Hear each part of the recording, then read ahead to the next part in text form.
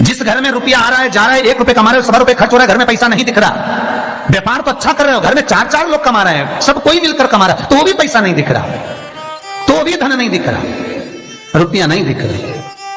महाराज, अगर धन संचिता में नहीं पड़ रहा, धन संचिता में नहीं आ रहा, तो महाराज शिव महापुराण की कथा कहती है तिल्ली का लेपन। तिल्ली, काले कलर की तिल को लेकर उसके साथ में थोड़ा सा चावल,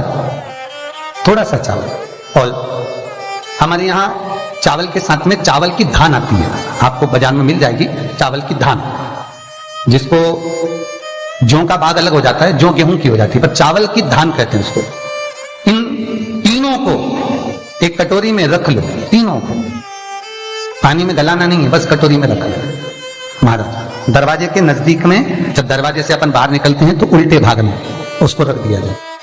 घर से 1 लोटा पानी जिसमें कच्चा दूध मिला हो, वो कटोरी शनिवार के दिन रखकर, रविवार को उठाकर ले जाकर कलश नीचे रखकर सीधे हाथ में कटोरी रखकर शंकर जी को समर्पित कर दो। जल चढ़ा दीजिए। बाबा भोलेनाथ के जो चरण पादुका है, उस पादुका में वही तिल्ली, वही चावल का भात, वही जौ, जो आप चावल का धान बोलेंगे, धान, उसको लेकर दोनों भाग पर समर्पित कर दो। आते समय वो दोनों भाग पर चढ़ी हुई तीनों चीजें उठाकर लेकर आ जाइए। दुकान में, व्यापार में, व्यवसाय वाली जगह पर उसको रख दीजिए। कभी जिंदगी में संपदा कम नहीं होगी महाराज, संपदा बढ़ेगी। 3 रविवार आपको करना है सुख की प्राप्ति के लिए, ये भूमि के दोष को मिटाने के लिए। आपको कथा में पहले भी कहा था, 12 नक्षत्र, समय, घड़ी, पल, दिन, ये जितने भी बनाए हैं मेरे महादेव ने बनाए, मेरे शंकर ने निर्मित किए। एक एक पल, एक एक घड़ी, एक एक क्षण शिव बनाता।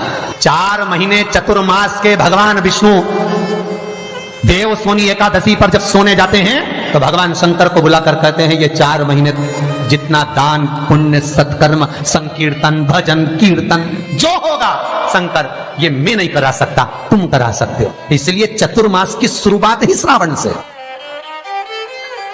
इसलिए चतुर्मास की शुरुआत ही श्रावण से। शंकर कहते हैं, पहले जल में चढ़वाता हूं, पहले मैं भजन करवाता हूं, स्मरण करवाता हूं, कीर्तन करवाता हूं, जितना भजन दान पुण्य स्मरण नाम कीर्तन जो होगा चतुर्मास के अंतर्गत, वो सब देवभाग को प्राप्त होगा। पितरों को, पूर्वजों को, आहूतों को दान करो, पुण्य करो, सत्कर्म करो। चाहे गौ माता को दो, चाहे बहन बेटी को दो, चाहे किसी भिक्षुक को कुछ दो। उस समय तुम्हारे चेहरे पर सल नहीं होना चाहिए, उस समय तुम्हारे चेहरे पर, तुम्हारी नैनों में अश्रु नहीं होना चाहिए, उस समय तुम्हारे चेहरे पर प्रसन्नता होना चाहिए। घर पर बहन बेटी आ जाए और बहन बेटी राखी बांधने आई, बहन बेटी तीज त्योहार पर आई और तुमने एक साड़ी दी या 500 रुपए दिए या 1000 रुपए दिए या 2000 रुपए दिए और भाभी का मुंह भगोने जैसा हो गया, चेहरा उतरा हुआ। भाई राखी बंधवाने बैठा तो पहले जेब में अंदर से जाकर पत्नी से पूछकर आया, इसको 500 देना है कि 300 देना। राखी बंधवाने से पहले, पाटे पर बैठने से पहले, आसन पर बैठने से पहले, सोफे पर बैठने से पहले, जब भाई राखी बंधवाने बैठता है तो पहले अंदर जाकर अपनी धर्मपत्नी से पूछता कितना देना है। क्यों भैया, कमा तू रहा है, ला तू रहा है, तो फिर धर्मपत्नी से क्यों पूछा कि कितना देना है। पत्नी को यह कहना था, आज मेरा मन है, बहन साल भर से नहीं आई, कुछ तो लॉकडाउन में 4 महीने से फोन तक पे बात ही बात होती रही, आई नहीं, 1 साल हो गया, मेरा मन कर रहा है आज मेरी बहन को मैं 2000 रुपए दे दूं, साड़ी के भी हो जाएंगे, चूड़ी के भी हो जाएंगे और देना हो जाएगा, आज मेरा मन कर रहा है। तुम्हें बोलना चाहिए, तुम्हें बताना चाहिए।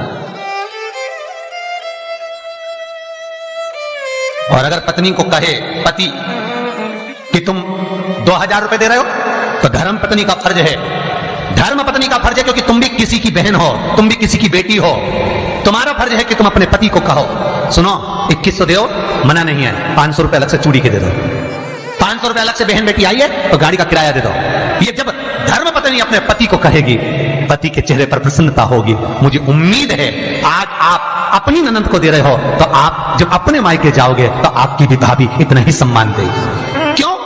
एक उंगली जब हम किसी पर उठाते हैं तो ये 3 उंगलियां हमारी ओर जाती है। हम एक के लिए अगर व्यवस्था करते हैं तो कहीं ना कहीं आपकी व्यवस्था भी पूर्णता में हो पाती है। आपकी व्यवस्था, आपका भाव, आपका आनंद, आप किसी के लिए अगर समर्पित हो रहे हो, आप किसी के लिए समर्पण कर रहे हो, आप किसी के लिए अग्रण्य हो रहे हो, तो वहां से पूर्णता का अग्रण्य का भाव तुमको भी प्राप्त होगा। रक्षाबंधन पर भाई राखी बंधवाने बैठ रहा है तो धर्मपत्नी से पूछ रहा है कितने रुपए देना है। प्राण छूटने के बाद भगवान विष्णु लक्ष्मी से पूछे बता इसको नरक भेजू कि स्वर्ग? अरे बोलो तो रे भाई, भगवान विष्णु अगर अपनी पत्नी से राय ले तो, भोलेनाथ देने से पहले पार्वती से राय ले तो, इंद्र कार्य संभालने से पहले इंद्राणी से राय ले तो, ब्रह्मा ब्रह्माणी से राय ले तो, नहीं नहीं। अगर यमराज अपनी धर्मपत्नी दक्षिण से पूछे, ए दक्षिणा तू बता कि ये जो मरा है इसको मैं स्वर्ग भेजूं कि नरक? तो सबसे ज्यादा अगर दक्षिणा देवी बोलेगी तो एक ही बात बोलेगी यमराज की पत्नी, एक काम करिए इसको नरक भेज दो। क्यों? क्योंकि ये कभी दक्षिण मुख कर कोई काम ही नहीं करा। बोलो, दक्षिण मुख करके कौन कार्य करता है? दक्षिण मुख करके कौन पूजन करता है? दक्षिण मुख करके कौन स्मरण करता है? दक्षिण मुख करके कौन सेवा करता है? तो दक्षिणा को तो क्रोध आना चाहिए कि ये कभी मेरी ओर मुंह करके कभी भजन नहीं करा, इसने कभी मेरी ओर मुंह कर मेरे को देखा तक नहीं, कभी मेरी ओर मुख नहीं करा। तो दक्षिणा देवी तो क्रोध में आकर बोल देगी इसको नरक भेज दो। पर यमराज जब मृत्यु का दंड देता है, यमराज जब प्राणों को हरता है, अपनी पत्नी से नहीं पूछता, भगवान विष्णु लक्ष्मी से नहीं पूछते कि इसको क्या देना है, ब्रह्मा ब्रह्माणी से नहीं पूछते कि इसको क्या देना है, इंद्र इंद्राणी से नहीं पूछते कि क्या देना है, शंकर पार्वती से नहीं पूछते कि क्या देना है। तब केवल उनकी विचार धारणा, केवल वही देखा जाता है कि उसका भाव कितना, उसके भाव की सिद्धता कितनी। पर आज का जमाना है, बहन जैसे ही आई राखी बांधने, भैया चलो बैठो पाटे पे, अंदर अभी आया, अंदर गया, कितने देना है? साड़ी रखी है मैंने निकाल दी है, धर्मपत्नी कहती है साड़ी निकाल दी मैंने, ये साड़ी दे देना। और सुनो, साड़ी के पास 500 रुपए रख देना, बहुत है, साड़ी भी तो देना है। और ये तूने जो अपनी ननद के साथ करा, अब तू अपने मायके जा और तेरी भाभी तेरे साथ करे तो तुझे कैसा लगेगा? 3 को देने से कभी नहीं घटता, शिव महापुराण की कथा कहती है। पहला बहन बेटी को देने से, दूसरा गौ माता को देने से, तीसरा संत ब्राह्मण को देने से कभी नहीं घटता महाराज, बढ़ेगा घटेगा नहीं। बहन बेटी को देने से कभी घटता नहीं है, तुमने जो दिया उसका 4 गुना अगले साल तक तुम्हें प्राप्त हो जाएगा। गौ माता को 1 रोटी दी है, गौ माता के निमित्त से 1 रुपया निकाला है, गौ माता के निमित्त से 1 रुपया भी अगर तुमने दान करा है, पुण्य करा है, उसके निमित्त का अगले वर्ष तक यही तारीख लिख कर रखना, कितना पुण्य प्राप्त होता है, कितना फल प्राप्त होता है, कितनी लक्ष्मी प्राप्त होती है। देने से घटता नहीं है। तीसरा संत ब्राह्मण को देने से कभी घटता नहीं है।